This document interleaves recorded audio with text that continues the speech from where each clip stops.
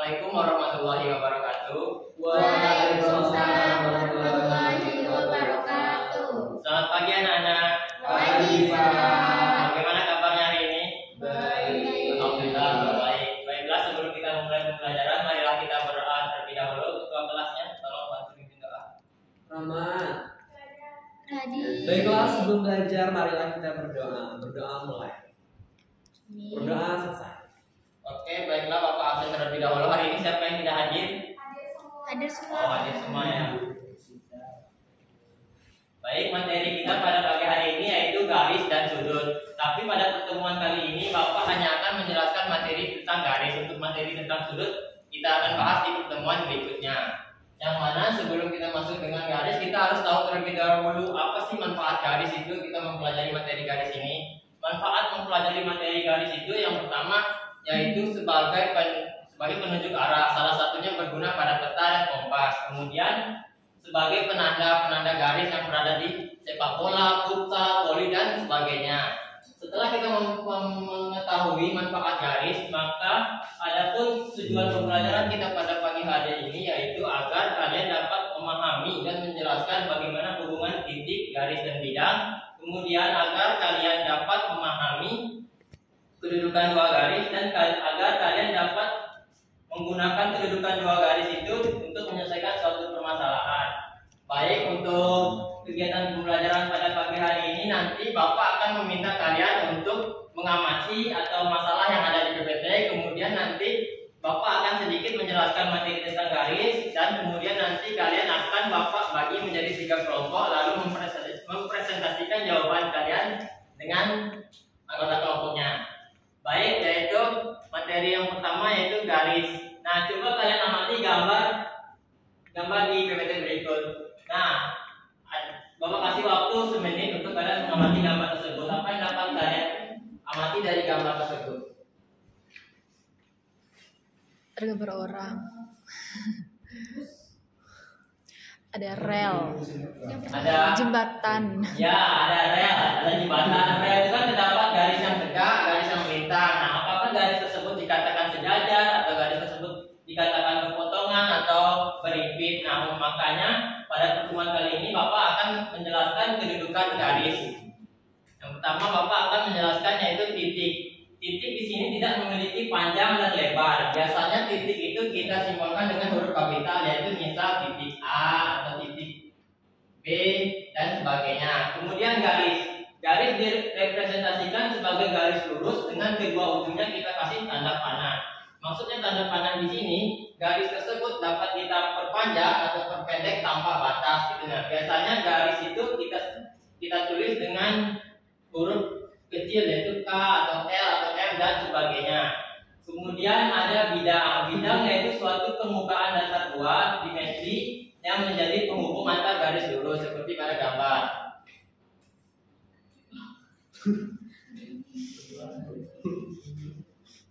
Nah, baiklah, ada hubungan titik dan garis. Pertama, hubungan titik dengan titik. Apa sih hubungan titik dengan titik itu? Titik dengan titik itu saling berhubungan. Yang pertama, titik berimpit. Titik berimpit dikatakan jika keduanya itu saling menutupi, maka dikatakan titik berimpit. Kemudian titik di luar titik. Titik di luar titik artinya titik A berada di luar titik B, yaitu seperti pada gambar. Titik A berada di luar titik B.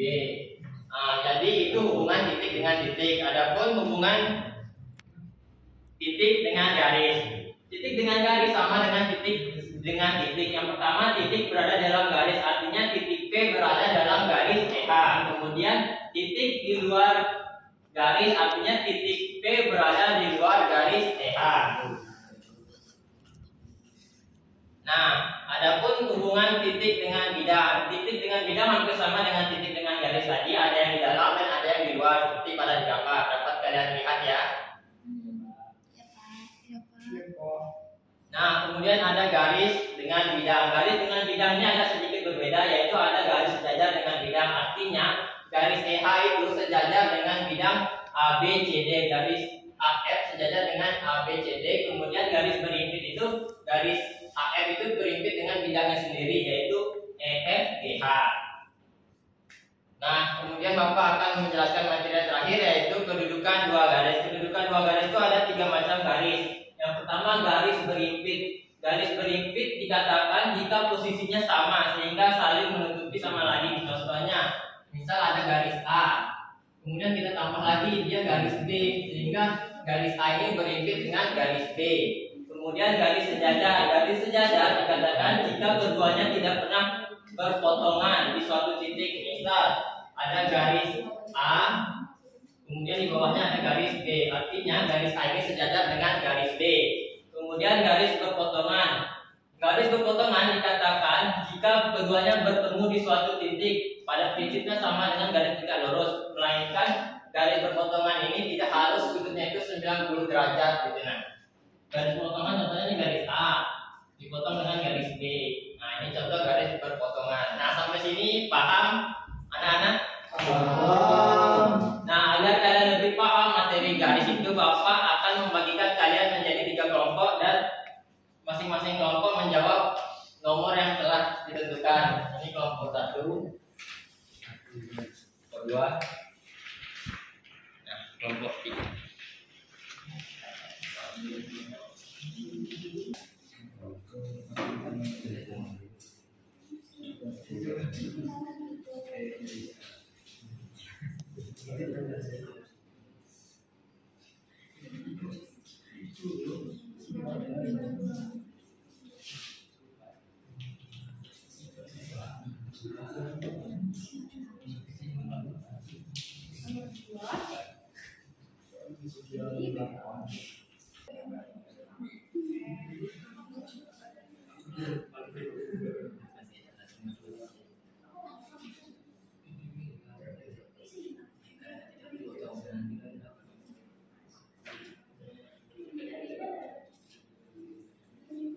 Nah, silakan presentasi jawabannya.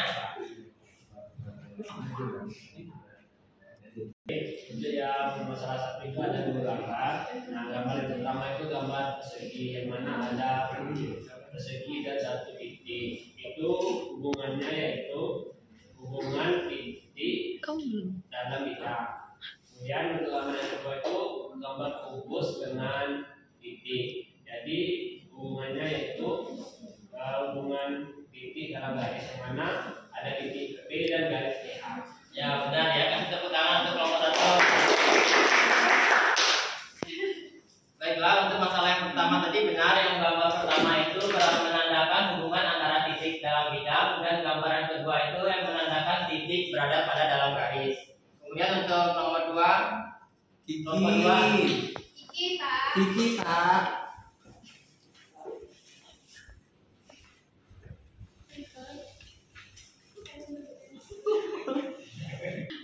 Angka 2 itu yang pertama tentukan garis sejajar dengan garis AE ya.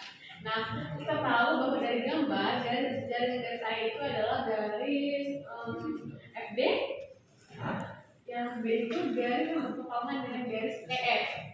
Garis yang berpotongan dengan garis EF itu adalah garis besar ya.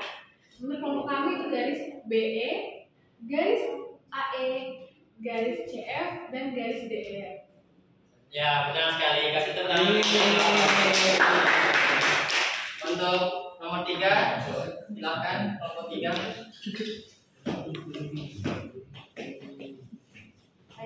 Baiklah, menurut kelompok kami, gambar yang A itu gambaran kereta api yang merupakan garis sejajar.